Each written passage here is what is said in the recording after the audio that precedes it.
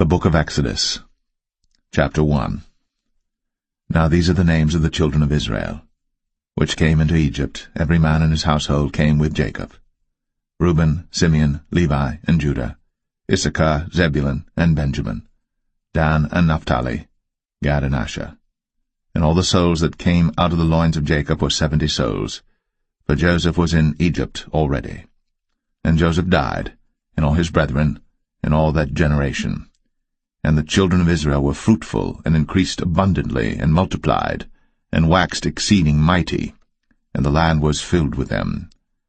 Now there arose up a new king over Egypt, which knew not Joseph.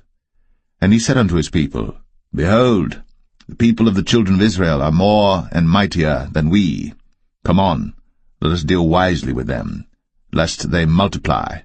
And it come to pass, that when there falleth out any war, they join also unto our enemies, and fight against us, and so get them up out of the land. Therefore they did set over them taskmasters, to afflict them with their burdens, and they built for Pharaoh treasure cities, Pithom and Ramses. But the more they afflicted them, the more they multiplied and grew, and they were grieved because of the children of Israel. And the Egyptians made the children of Israel to serve with rigor, and they made their lives bitter with hard bondage in mortar and in brick and in all manner of service in the field. All their service wherein they made them serve was with rigor. And the king of Egypt spake to the Hebrew midwives, of which the name of the one was Shiphrah, and the name of the other Puah. And he said, When ye do the office of a midwife to the Hebrew women, and see them upon the stools, if it be a son, then ye shall kill him, but if it be a daughter, then she shall live. But the midwives feared God, and did not as the king of Egypt commanded them, but saved the men-children alive. And the king of Egypt called for the midwives, and said unto them, Why have ye done this thing, and have saved the men-children alive? And the midwives said unto Pharaoh, Because the Hebrew women are not as the Egyptian women, for they are lively, and are delivered ere the midwives come in unto them. Therefore God dealt well with the midwives, and the people multiplied, and waxed very mighty. And it came to pass, because the midwives feared God, that he made them houses. And Pharaoh charged all his people, saying, Every son that is born ye shall cast into the river, and every daughter ye shall save alive. Exodus 2. And there went a man of the house of Levi, and took to wife a daughter of Levi. And the woman conceived, and bare a son. And when she saw him that he was a goodly child, she hid him 3 months. And when she could not longer hide him, she took for him an ark of bulrushes, and daubed it with slime, and with pitch, and put the child therein, and she laid it in the flags by the river's brink. And his sister stood afar off to wit what would be done to him. And the daughter of Pharaoh came down to wash herself at the river, and her maidens walked along by the river's side. And when she saw the ark among the flags, she sent her maid to fetch it. And when she had opened it, she saw the child, and behold, the babe wept. And she had compassion on him, and said, This is one of the Hebrews' children. Then said his sister to Pharaoh's daughter, Shall I go and call to thee a nurse of the Hebrew women, that she may nurse the child for thee? And Pharaoh's daughter said to her, Go. And the maid went, and called the child's mother. And Pharaoh's daughter said unto her, Take this child away, and nurse it for me, and I will give thee thy wages. And the woman took the child, and nursed it. And the child grew, and she brought him unto Pharaoh's daughter, and he became her son. And she called his name Moses, and she said, Because I drew him out of the water. And it came to pass in those days, when Moses was grown, that he went out unto his brethren, and looked on their burdens, and he spied an Egyptian smiting an Hebrew, one of his brethren. And he looked this way and that way. And when he saw that there was no man, he slew the Egyptian, and hid him in the sand. And when he went out the second day, behold, 2 men of the Hebrews strove together. And he said to him that did the wrong, Wherefore smitest thou thy fellow? And he said, Who made thee a prince and a judge over us? Intendest thou to kill me, as thou killedst the Egyptian? And Moses feared, and said, Surely this thing is known. Now when Pharaoh heard this thing, he sought to slay Moses. But Moses fled from the face of Pharaoh, and dwelt in the land of Midian, and he sat down by a well. Now the priest of Midian had 7 daughters, and they came and drew water, and filled the troughs to water their father's flock. And the shepherds came and drove them away, but Moses stood up and helped them, and watered their flock. And when they came to Reuel their father, he said, How is it that ye are come so soon today? And they said, An Egyptian delivered us out of the hand of the shepherds, and also drew water enough for us, and watered the flock. And he said unto his daughters, And where is he? Why is it that ye have left the man? Call him, that he may eat bread. And Moses was content to dwell with the man. And he gave Moses Zipporah his daughter, and she bare him a son. And he called his name Gershom, for he said, I have been a stranger in a strange land. And it came to pass, in process of time, that the king of Egypt died, and the children of Israel sighed by reason of the bondage, and they cried, and their cry came up unto God by reason of the bondage. And God heard their groaning, and God remembered his covenant with Abraham, with Isaac, and with Jacob. And God looked upon the children of Israel, and God had respect unto them. Exodus 3. Now Moses kept the flock of Jethro his father-in-law, the priest of Midian. And he led the flock to the backside of the desert, and came to the mountain of God, even to Horeb. And the angel of the Lord appeared unto him in a flame of fire out of the midst of a bush. And he looked, and behold, the bush burned with fire, and the bush was not consumed. And Moses said, I will now turn aside and see this great sight, why the bush is not burnt. And when the Lord saw that he turned aside to see, God called unto him out of the midst of the bush, and said, Moses, Moses. And he said, Here am I. And he said, Draw not nigh hither. Put off thy shoes from off thy feet, for the place whereon thou standest is holy ground. Moreover, he said, I am the God of thy father, the God of Abraham, the God of Isaac, and the God of Jacob. And Moses hid his face, for he was afraid to look upon God. And the Lord said, I have surely seen the affliction of my people which are in Egypt, and have heard their cry by reason of their taskmasters. For I know their sorrows, and I am come down to deliver them out of the hand of the Egyptians, and to bring them up out of that land unto a good land, and a large, unto a land flowing with milk and honey, unto the place of the Canaanites, and the Hittites, and the Amorites, and the Perizzites, and the Hivites, and the Jebusites. Now therefore, behold, the cry of the children of Israel is come unto me, and I have also seen the oppression wherewith the Egyptians oppress them. Come now therefore, and I will send thee unto Pharaoh, that thou mayest bring forth my people, the children of Israel, out of Egypt. And Moses said unto God, Who am I, that I should go unto Pharaoh, and that I should bring forth the children of Israel out of Egypt? And he said, Certainly I will be with thee, and this shall be a token unto thee, that I have sent thee.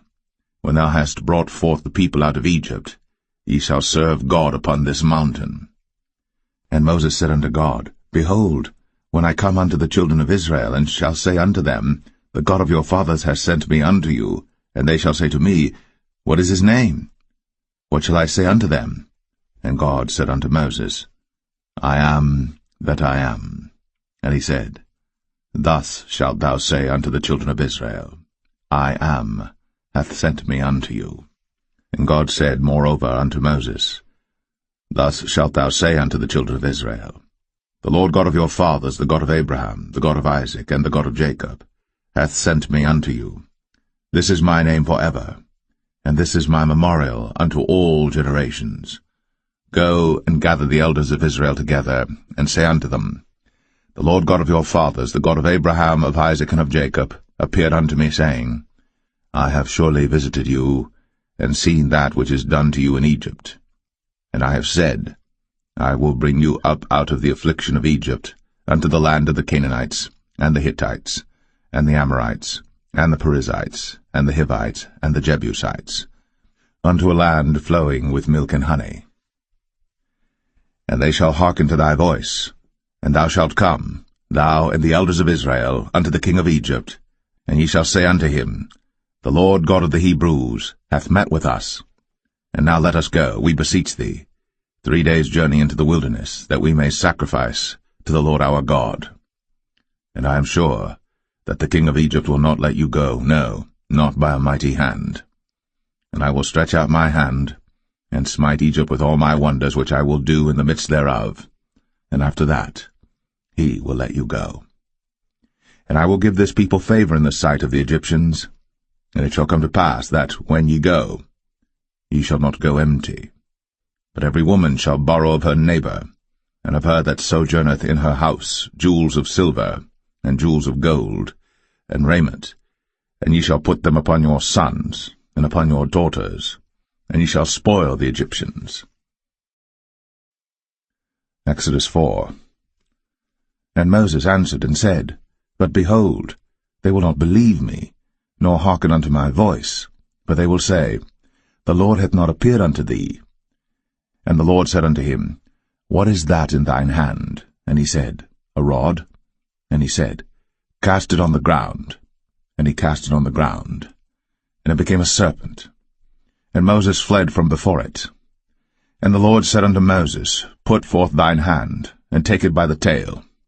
And he put forth his hand, and caught it. And it became a rod in his hand, that they may believe that the Lord God of their fathers, the God of Abraham, the God of Isaac, and the God of Jacob, hath appeared unto thee. And the Lord said furthermore unto him, Put now thine hand into thy bosom. And he put his hand into his bosom, and when he took it out, behold, his hand was leprous as snow. And he said, Put thine hand into thy bosom again. And he put his hand into his bosom again, and plucked it out of his bosom, and behold, it was turned again as his other flesh. And it shall come to pass, if they will not believe thee, neither hearken to the voice of the first sign, that they will believe the voice of the latter sign. And it shall come to pass, if they will not believe also these 2 signs, neither hearken unto thy voice, that thou shalt take of the water of the river, and pour it upon the dry land, and the water which thou takest out of the river shall become blood upon the dry land. And Moses said unto the Lord, O my Lord, I am not eloquent, neither heretofore nor since thou hast spoken unto thy servant, but I am slow of speech and of a slow tongue. And the Lord said unto him, Who hath made man's mouth? Or who maketh the dumb, or deaf, or the seeing, or the blind? Have not I the Lord? Now therefore go, and I will be with thy mouth, and teach thee what thou shalt say. And he said, O my Lord, send, I pray thee, by the hand of him whom thou wilt send. And the anger of the Lord was kindled against Moses, and he said, Is not Aaron the Levite thy brother? I know that he can speak well, and also, behold, he cometh forth to meet thee. And when he seeth thee, he will be glad in his heart. And thou shalt speak unto him, and put words in his mouth. And I will be with thy mouth, and with his mouth, and will teach you what ye shall do. And he shall be thy spokesman unto the people, and he shall be, even he, shall be to thee instead of a mouth, and thou shalt be to him instead of God. And thou shalt take this rod in thine hand, wherewith thou shalt do signs. And Moses went, and returned to Jethro his father-in-law, and said unto him, Let me go, I pray thee, and return unto my brethren which are in Egypt, and see whether they be yet alive. And Jethro said to Moses, Go in peace. And the Lord said unto Moses in Midian, Go, return into Egypt, for all the men are dead which sought thy life. And Moses took his wife and his sons, and set them upon an ass, and he returned to the land of Egypt. And Moses took the rod of God in his hand. And the Lord said unto Moses, When thou goest to return into Egypt, see that thou do all those wonders before Pharaoh, which I have put in thine hand. But I will harden his heart, that he shall not let the people go. And thou shalt say unto Pharaoh, Thus saith the Lord, Israel is my son, even my firstborn. And I say unto thee, Let my son go, that he may serve me. And if thou refuse to let him go, behold, I will slay thy son, even thy firstborn.